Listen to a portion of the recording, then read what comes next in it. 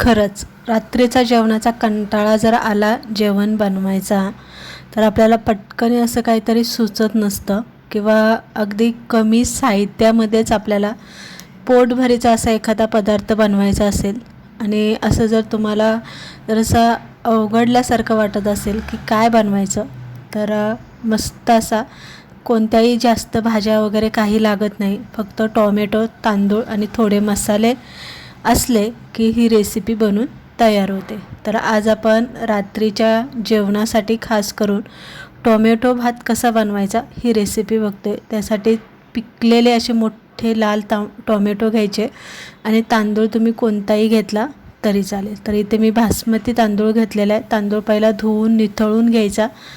Tomato या पद्धतीने चिरून घ्यायचे, म्हणजे काय होतं पटकन त्याची पेस्ट तयार होते. आता टोमॅटोची पेस्ट करताना त्यामध्ये आलं आणि लसूण यामध्ये घालायचे. थोडंसं आलं लसूण मी जास्त वापरलेलं आहे.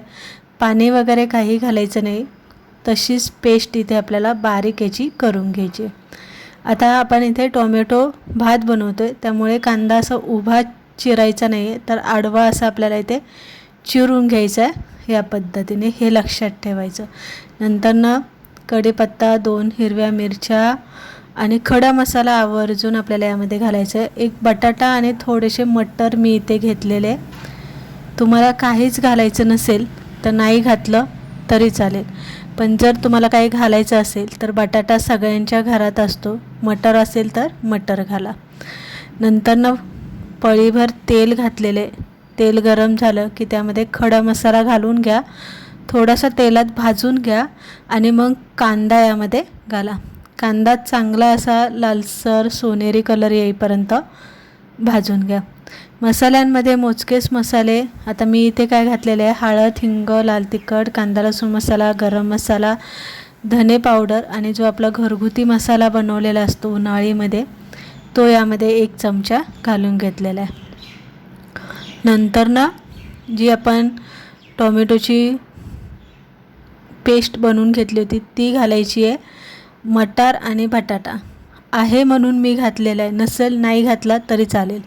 चवीप्रमाणे मीठ, बारीक चिरलेली कोथिंबीर व्यवस्थित हलवून घ्यायचं आणि झाकून ठेवायचं जोपर्यंत याला तेल सुटत नाही तोपर्यंत. 5-6 मिनटात मिडियम गॅसवरती तेल चांगलं सुटतं.